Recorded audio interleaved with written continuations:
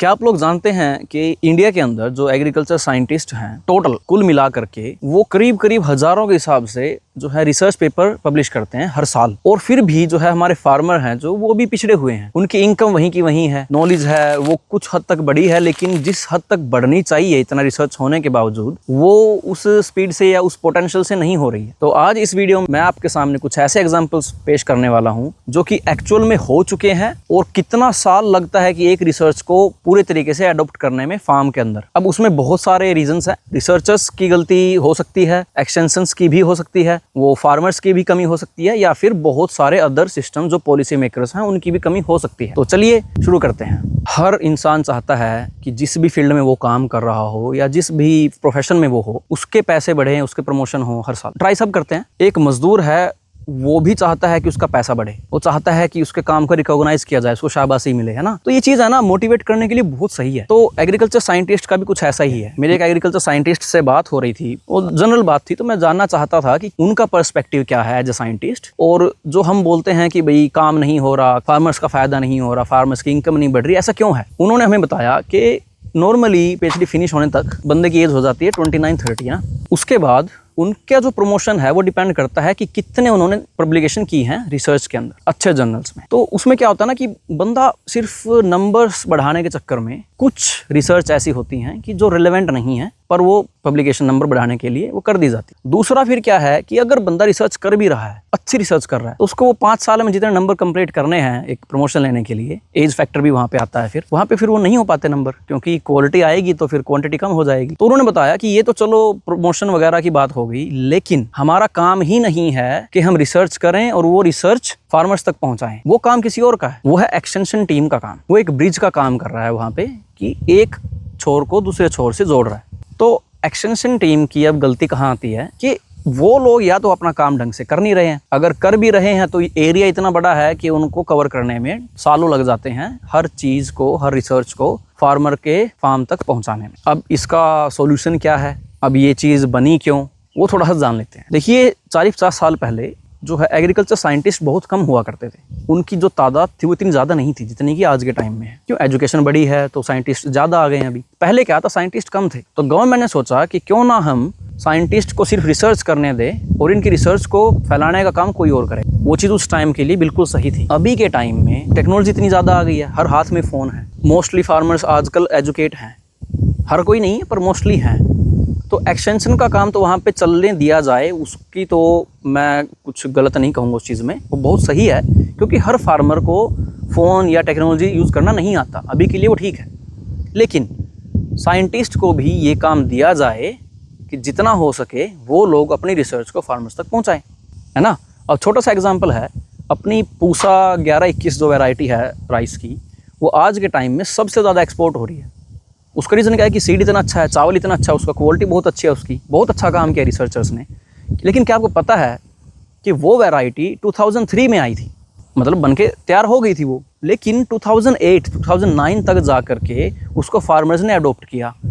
उसमें बहुत से रीजंस थे, या तो फार्मर्स को उसका पता नहीं था, या फिर सीड अवेलेबल नहीं था, या फिर एक्सटेंशन की कमी थी, है ना। लेकिन फार्मर को तो 5-7 साल पहले वो चीज़ मिल जानी चाहिए थी ना। अब दूसरी हम बात करते हैं एक्सटेंशन सिस्टम की कमज़ोरी का। देखिए जीरो टिलेज, जीरो टिलेज क्या है कि आप एक क्रॉप को आप फिनिश करो, हार्वेस्ट करो, उसके बाद उसकी मिट्टी को या उसके स्टबल को डिस्टर्ब ही नहीं करना है, उसी के ऊपर दूसरी क्रॉप लगा देनी। मतलब टिलेज हमने की ही नहीं, हमने खेत की जुताई की ही नहीं, उसी के ऊपर दूसरी जो है क्रॉप लग गई। अब ये चीज़ जो है IARI और सिमिट ने 1990s में जो है डेवलप कर दी थी। उन्होंने दिखा दिया था कि ये चीज़ हो सकती है और इसके फ़ायदे क्या हैं। लेकिन इस चीज़ को बिहार, यूपी, हरियाणा, पंजाब इन फार्मर्स तक पहुंचने में 10 साल से भी ज़्यादा टाइम लग गया, और फिर भी आज तक वो चीज़ 100% जो है अडोप्ट नहीं हुई। उसका रीज़न है एक्सटेंशन की कमज़ोरी, अवेयरनेस की कमी। फार्मर्स को वो चीज़ दिखाई ही नहीं गई, फार्मर्स को वो डेमो उनके आसपास के गाँवों में या विलेज में नहीं दिखाए गए। यार अब बिहार, यूपी का जो बंदा है वो ऐसा तो नहीं है ना कि हर सेंटर में जाए, पर पॉसिबल ये है कि कम से कम एक्सटेंशन की जो टीम है वो डेमो लगाए, छोटे छोटे कोई ब्लॉक लगा ले, वो रिसर्च स्टेशन पे करते हैं ना काम, तो वैसा ही कुछ उनके फार्म में क्यों ना करके दिखाएं। जो है ऑस्ट्रेलिया, USA, ये जो बड़ी डेवलप्ड कंट्रीज हैं इनमें देखो साइंटिस्ट तो कम है क्योंकि पॉपुलेशन कम है, लेकिन फार्म लैंड जो है इतनी ज़्यादा है, फार्मर्स इतने ज़्यादा हैं, वो फिर भी काम कर रहे हैं। अगर हम ये माने कि हमारे जो है एक्सटेंशन की टीम में इतने बंदे नहीं हैं या कुछ है, पॉपुलेशन भी तो देखो, रोजगार दो। अब ये कह दो कि फंड नहीं आता है, गवर्नमेंट इंडिया में बहुत ज़्यादा फंड देती है, अपनी जेब से देती है साइंटिस्ट को फंड कि आप रिसर्च कीजिए। ऑस्ट्रेलिया के अंदर ऐसा नहीं है। फार्मर को उसके फील्ड में जब तक चीजें नहीं दिखेंगी वो एडॉप्ट नहीं करेगा। आप कोई पेपर छाप दो, उसको कोई मतलब नहीं है जब तक किसी फार्मर के फार्म में वो चीज हुई नहीं हो। साइंटिस्ट को ही नहीं बल्कि एक्सटेंशन टीम को भी जिम्मेवार बता रहा हूँ। अब देखिए यहाँ पे क्या है कि जो साइंटिस्ट है वो रिसर्च का फंड बाहर से लेके आएगा, उसको गवर्नमेंट फंड नहीं देगी। उसको जो ऑर्गेनाइजेशंस हैं, जो GRDC है या फिर काफ़ी है या फिर और भी जितनी ऑर्गेनाइजेशंस हैं ऑस्ट्रेलिया के अंदर, उनको वहाँ से फंड लेना पड़ता है, कन्विंस करना पड़ता है उनको कि आप मेरे ऊपर पैसा लगाइए, मैं आपकी रिसर्च करूँगा। अगर आपका काम क्वालिटेटिव नहीं है, आपको नेक्स्ट जो फंड होगा वो नहीं मिलेगा, या फिर आप जॉब खो बैठोगे अपनी। किसी की जॉब फिक्स नहीं है यहाँ पे। इंडिया में दूसरा है एक सीन, क्या गवर्नमेंट फंड दे रही है, वो अच्छा भी है और बुरा भी। अच्छा इसलिए है कि साइंटिस्ट को पूरा फोकस अपनी रिसर्च पे करना है, लेकिन बुरा ये है कि जो साइंटिस्ट एक बार लग गया और वो काम ही नहीं कर रहा अपना। ऐसा तो नहीं ना कि 100 बंदे हैं और 100 के 100 पूरी तरीके से अपना काम कर रहे हो। हमारा जो एकेडमिक सिस्टम है इंडिया के अंदर बहुत स्ट्रॉन्ग है। जितना एकेडमिक हमारे साइंटिस्ट्स को आता है, जितना मतलब नॉलेज उनको है, वो शायद वर्ल्ड में कहीं नहीं है। वो बहुत बेहतरीन चीज़ है, लेकिन उस नॉलेज का फायदा क्या है जब आप उस चीज़ को फार्मर्स तक नहीं पहुंचा पा रहे हो। अब ऑस्ट्रेलिया के अंदर कोई साइंटिस्ट है या कोई एक्सटेंशन है, वो फार्मर से इतना जुड़े हुए हैं, जहां रिसर्च उनकी फील्ड में हो रही है यूनिवर्सिटी फील्ड के अंदर, वही सिमिलर रिसर्च वो करेंगे फार्म के अंदर भी। GRDC हो गई, जो कि अपना ऑर्गेनाइजेशन है यहाँ पे ग्रेन्स का जो देखता है ऑस्ट्रेलिया के अंदर, वो सारी चीज़ें लैब से वहाँ तक पहुँचती है। फिर फार्मर्स को गैदर किया जाता है उनके आसपास के फील्ड्स में कि आइए आप देखिए, और फिर अगर फार्मर इंटरेस्ट लेता है तो उनके फार्म में भी वो ट्रायल लगाए जाते हैं। ऐसा नहीं है कि हाँ हमने कर दिया, हमने दिखा दिया, कुछ हो नहीं रहा। नहीं होगा, उनको कन्विंस करना पड़ेगा। आपकी जॉब है ये एक्सटेंशन टीम, समझो इस चीज़ को। वो नहीं कर रहे हैं तो आपकी कुछ ना कुछ कमी है वहाँ पे। उनको वैल्यू दिखेगी तो वो जरूर करेंगे, उनको वैल्यू नहीं दिखेगी तो नहीं करेंगे। ऐसा एग्जांपल है, एक वीट की वैरायटी है HD 2967, जो गेहूं की वैरायटी है अपनी। इस वैरायटी की खास बात क्या थी कि ये 2011 के आसपास आई थी, और इसमें है ना एक तो डिजीज़ कंट्रोल था कि इसमें डिजीज़ कम लगती थी, और हाई यील्डिंग वैरायटी थी काफ़ी। अब सोचिए आप कि फार्मर्स को ये वैरायटी एक्सेप्ट करने में कम से कम 6 से 7 साल लग गए। एंड में जाके हो गया, चलो बड़ी अच्छी बात हुई। लेकिन जब वो गेहूँ लेकर के वो मंडी में गए, उसको प्राइस नहीं मिला। जो चीज़ 2012-13 तक पॉसिबल थी 2 साल के अंदर अंदर, उसको 7 साल लग गए। 5 साल का तो वो घाटा हुआ। फिर जब अडॉप्ट किया उस टाइम पे पॉलिसी मेकर्स ने या फिर जो आड़ती बैठे हैं, उन्होंने प्राइस ही नहीं दिया उसका, तो फार्मर का तो फिर भी घाटा हुआ ना। जो चीज़ 5-7 साल पहले पॉसिबल थी उसको डिले करके फिर भी प्राइस नहीं मिला। इंडिया के अंदर जो है कम से कम 80 या 90% जो फार्मर है वो लीज़ पे लेके खेती करता है। कुछ उसकी ज़मीन है, कुछ वो लीज़ पे लेता है, ठेके पे लेता है और फिर खेती करता है। अगर यही सीन होता रहा कि उनकी प्राइस ना मिले या फिर नई चीज़ आई है उसको पैसा ख़राब होने का ख़तरा है या फिर वो फेलियर हो सकता है, फार्मर वो चीज़ रिस्क नहीं लेता है। अब उसमें 2 चीज़ें हैं, या तो आप इतना अच्छा डेमो दीजिए, इतना अच्छा उनको उनके फार्म पे आकर के दिखाइए चीज़ें कि कैसे काम हो रहा है और कैसे आपका फ़ायदा हो सकता है। दूसरा, या फिर ऐसा भी हो सकता है कि जो फार्मर्स हैं वो अपनी टोटल ज़मीन का 10% रिसर्च के लिए रखें, सिर्फ 10% हिस्सा, कि ये मेरे को नई चीज़ें ट्राई करनी है जो मैं किसी यूनिवर्सिटी में देख के आया हूँ या फिर किसी कॉन्फ्रेंस में मैंने सीखी है। इससे आपको जो है रिस्क नहीं रहेगा कि मेरी सारी फसल ख़राब हो गई या सारा फेलियर हो गया। तो ही फ्रेश एग्जांपल है अपनी HIU हिसार एग्रीकल्चर यूनिवर्सिटी ने जो है एक राइस की वैरायटी तैयार की है HK 128। जी हाँ, इस वैरायटी की जो यील्ड है वो सुन करके आप हैरान रह जाएंगे। जहाँ नॉर्मली हमारी यील्ड जो 1509 वगैरह है वो 2.2-2.3 टन रहती है पर एकड़ में ना, लेकिन HKR 128 की जो यील्ड है वो 3.5 से 4 टन तक है पर एकड़, यानी डबल। और आप हैरान इस बात से होंगे कि इस वैरायटी को ऑलरेडी 2 साल हो चुके हैं, लेकिन 2 कमी है। एक तो फार्मर्स को अवेयरनेस अभी तक नहीं है, दूसरा अगर है भी अवेयरनेस तो सीड इतना ज़्यादा नहीं है कि हर एक को मिल सके। और उससे भी बड़ी प्रॉब्लम ये है कि जो आड़ती है उसको लेने को रेडी नहीं है अभी, थोड़ी बहुत कमी है उसमें, वो टाइम के साथ ठीक हो जाएगी। लेकिन अवेयरनेस कितने बंदों को पता है इसके बारे में? कमेंट सेक्शन में बताइए मुझे कि कितने एग्रीकल्चर में जो बंदे हैं जो अपने यूपी पंजाब में जो धान की खेती करते हैं उनको इस वैरायटी के बारे में पता है। चलिए बात करते हैं कि ये तो हो गए कितने रीजंस हैं कि चीज़ें मूव ऑन नहीं हो रही हैं। अब बात करते हैं सॉल्यूशंस की। इनसे बाहर निकलने के लिए, एक अच्छा भारत देश बनाने के लिए, कृषि प्रधान देश बनाने के लिए थोड़ा सिस्टम समझ लेते हैं कि कैसे ये चीज़ें काम करती हैं और कैसे करती आई हैं। देखिए, पहले क्या है कि एक ब्रीडर ने एक सीड बनाया, उसने 1-2 क्रॉप उससे ली, सीज़न उसने निकाले, उसको यील्ड का फ़र्क लगा, उसने फिर वो फाउंडेशन सीड तैयार किया। उसके बाद उस सीड को जो है लेबोरेटरी चेक करेंगी, फिर उसके बाद जो है सर्टिफाइड होगा वो सीड, फिर जो है फार्मर्स तक वो चीज़ ट्रायल के बेस पे दी जाएंगी। फिर उसके बाद कहीं जा कर के अवेयरनेस और एक्सटेंशन की बात आती है, और इसी बीच में कम से कम 5 से 7 साल निकल जाते हैं। तो सिर्फ एक्सटेंशन की ही कमी नहीं, सिर्फ साइंटिस्ट की ही कमी नहीं, एक्चुअल में प्रोसेस ही लंबा है। फास्ट कैसे हो सकती है, कैसे आप इसको फास्ट ट्रैक में डाल सकते हैं? देखिए, जो सीड है उसको मल्टीप्लाई किया जा सकता है काफ़ी अलग अलग तरीक़ों से। उसमें एक सबसे अहम मौका है कि आप ऐसी सर्टिफाइड कंपनीज़ को जो है लाइसेंस दीजिए कि जो ये अच्छी यील्डिंग वैराइटीज़ हैं उनके वो सीड तैयार करें। साथ ही साथ यूनिवर्सिटीज़ के साइंटिस्ट को कोलैबोरेट करवाइए इन कंपनीज़ के साथ, ताकि वो ट्रैक करें कि कुछ भी चीज़ इधर उधर ना हो और जो सीड है वो प्रॉपर तैयार हो। दूसरा होता है सीड विलेजेस।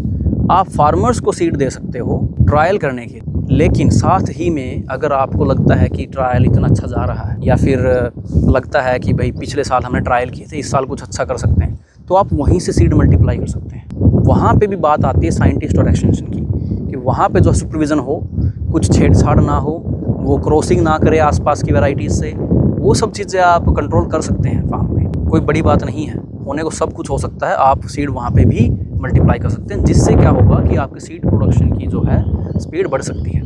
फास्ट ट्रैक पे जो है आप अप्रूवल की प्रोसेस कर सकते हैं, कि जो प्रोविजनल अप्रूवल आप लेते हो किसी चीज़ को ट्राई करने के लिए, वो शायद फास्ट हो सकते हैं, क्योंकि वो ह्यूमन एरर है, वो डिले हो रही है, उसमें ह्यूमन की गलती है। जो बंदे बैठे हुए ऑफिस में, उनको या तो आप ऐसा कह लो कि वर्कलोड बहुत ज़्यादा है, या फिर उनको प्रायोरिटी नहीं पता कि आज के टाइम में अभी की क्या ज़रूरत है। अगर फार्मर की यील्ड डबल हो रही है तो बाकी चीज़ें छोड़ के इस पे ध्यान दो ना। होने को बहुत कुछ हो सकता है, लेकिन ये जो चीज़ें हैं जो फार्मर की यील्ड एक्चुअल में बढ़ा रही हैं बिना किसी इनपुट कॉस्ट के, सिर्फ सीड ही तो चेंज कर रहे हैं, वो कुछ और तो चेंज नहीं कर रहे ना, लेकिन उस चीज़ को अप्रूवल लेने में इतना टाइम लग जाता है। फिर आता है डिजिटल एडवाइजरी, कि आप लोग जो है फार्मर्स तक ये चीज़ें पहुंचाएं डिजिटली, सोशल मीडिया के थ्रू, ईमेल्स के थ्रू, या किसी भी रीजन से। आपको वहाँ फेस टू फेस ना जाना पड़े। अगर आप ये बोलते हो कि भाई हमारे पास इतना टाइम नहीं है या एरिया बहुत ज़्यादा है कवर करने के लिए, वहाँ पे आप लोग फीडबैक ले सकते हो। वहाँ से आप जान सकते हो कि भाई फार्मर्स को ग्राउंड लेवल पे क्या इशू आ रहा है, कि कोई वैरायटी यहाँ पे ज़्यादा यील्ड है तो वहाँ पे क्यों नहीं है। तो एटलीस्ट इस चीज़ को, जहाँ आप अगर सब चीज़ें आप अप्लाई करते हो जो मैंने बोली हैं इस वीडियो में, हो सकता है कि जो वैरायटी 2025 में लॉन्च हो करके 2030 तक फार्मर्स तक पहुँचेगी, वो 2 साल के अंदर अंदर फार्मर्स तक पहुँच सकती है, 2027 तक। तो आप जो है 3 साल का टाइम बचा रहे हो फार्मर को। आप सोचिए, आपकी पर एकड़ के हिसाब से 6 टन, उसको उतना ही करने में 3 साल और लगेंगे, उसको उतनी ज़्यादा यील्ड मिल सकती है इस वैरायटी से। ये तो है सिर्फ की सजेशंस हैं, होने में पता नहीं क्या होगा, होंगी भी कि नहीं, लेकिन प्रैक्टिकली पॉसिबल हैं कुछ चीज़ें। वो क्या है कि आप फार्मर्स के साथ रिसर्च कीजिए, अपने लैब से निकलिए, अपने फील्ड जो आपके यूनिवर्सिटीज़ हैं वहाँ से निकलिए, फार्मर्स के फार्म पे जाइए, वहाँ पे रिसर्च कीजिए, फार्मर्स को एजुकेट कीजिए, उनको बताइए कि कैसे रिसर्च का माइंड डेवलप किया जाता है। यहाँ पे बहुत सारे फार्मर्स ऑस्ट्रेलिया में, रिसर्चर्स का दिमाग खा जाते हैं वो लोग, ऐसे ऐसे क्वेश्चंस पूछते हैं। वो लोग डिग्री होल्ड नहीं करते हैं किसी यूनिवर्सिटीज़ की, वो पीएचडी नहीं है, उन्होंने बस ऐसे ही बहुत सारे साइंटिस्ट से सीखा है, उनका सोचने का जो है नज़रिया चेंज हुआ है। वहाँ पे फार्मर्स का नज़रिया चेंज करने की ज़रूरत है। आप जाइए, उनको ट्रेंड कीजिए कि कैसे वो कुछ नया कर सकते हैं। आपने अपना फार्म में काम कर लिया, करके देख लिया, नहीं हो रहा है तो उनके फार्म में उतरिए। एक्सटेंशन वालों से भी यही उम्मीद रखता हूँ कि एटलीस्ट ऑफिस पेपर वर्क वो धरा धरा रह जाएगा। आपकी फंडिंग हो रही है, आपको गवर्नमेंट पैसा दे रही है, फार्मर्स को कुछ फायदा नहीं हो रहा उस चीज़ का। एटलीस्ट यही सोच लीजिए कि किसी रिसर्चर ने अपना इतना टाइम लगा कर कोई रिसर्च बनाई है, कोई रिसर्च की है, उसने कुछ अच्छा निकाला है रिसर्च में से, एटलीस्ट उसको पहुंचा ही दीजिए फार्मर के पास तक, ताकि उसको कुछ भला हो जाए। फिर आता है कि फार्मर्स को जो है डायरेक्ट मार्केट, स्टोरेज और फैसिलिटीज़ प्रोवाइड करवाना। सिर्फ ऐसा नहीं है कि उन्होंने अडोप्ट कर लिया, सबका काम परफेक्ट हुआ, लेकिन बाद में जा करके पॉलिसीज़ या फिर जो मार्केट इश्यूज़ हैं उनसे वो क्रैश होगी आपकी सारी मेहनत। तो वो चीज़ एक शायद सोच ली जा सकती है। फिर आता है कि प्राइवेट और गवर्नमेंट सेक्टर्स को कंबाइन किया जाए। जो कंपनीज़ हैं, जो फिर गवर्नमेंट यूनिवर्सिटीज़ हैं उनका कोलैबोरेशन हो, बड़े स्तर पर हो और फार्मर्स को उसका फ़ायदा मिले। जो आप ट्रायल कर रहे हो, जो आप टेक्नोलॉजी डेवलप कर रहे हो, बेटर है वो फार्मर्स तक उनके खुद के फार्म में जाकर करो। रिकॉर्ड तो सबके पास है ना, सबको पता है किस एरिया में कितनी उपज होती है, कितने फार्म हैं। तो बेटर है कोई ऐसा जगह चूज़ कर लो कि भाई शायद यहाँ पे हम ज़्यादा बंदों को इकट्ठा कर सकते हैं ऑन फार्म, ना कि किसी ICR सेंटर में या फिर पूसा में या फिर एक्सटेंशन या फिर KVK में कहीं। तो बेटर है ऑन फील्ड आकर के ये चीज़ें हों। हमने सब करके देख लिया, हमने रिसर्च पेपर लिख के देख लिए, हमने एक्सटेंशन का काम करके देख लिया, फंडिंग करके देख ली, नहीं हो रहा ना, अब एटलीस्ट फार्म पे उतर के देख लो तो कुछ भला हो जाए। प्रॉब्लम यही है, जो रिसर्च 6-7 महीने के अंदर पब्लिश हो जाती है, डन भी हो जाती है, उसको फार्मर तक पहुंचने में सालों लग जाते हैं। या फिर कुछ रिसर्चेस ऐसी हैं कि उनका कोई मतलब ही नहीं बनता, वो सिर्फ छापने के लिए हो गई है, पॉसिबल है ही नहीं वो फार्म में, लेबोरेटरी तक ही सीमित है। वो लैब में अच्छा हो रहा है लेकिन फील्ड में नहीं हो रहा। तो खैर ये वीडियो हम यहीं पे समाप्त करते हैं। और प्लीज़ जो फार्मर्स लोग ये वीडियो देख रहे हैं, मैं जानना चाहता हूँ उनका पॉइंट ऑफ व्यू कि उनको क्या इशू है, क्या प्रॉब्लम है उनको, क्यों उनकी इनकम नहीं बढ़ रही है। और अगर मैं कुछ कर सकता हूँ या कोई वीडियो उनकी प्रॉब्लम्स के ऊपर या सॉल्यूशंस के ऊपर बना सकूँ तो मैं वो 100% अपनी तरफ से कोशिश करूँगा। और आशा करता हूँ ये वीडियो आपको अच्छी लगी हो। प्लीज़ इस वीडियो को शेयर कीजिए, फॉलो कीजिए हमारे चैनल को। और जय जवान जय किसान।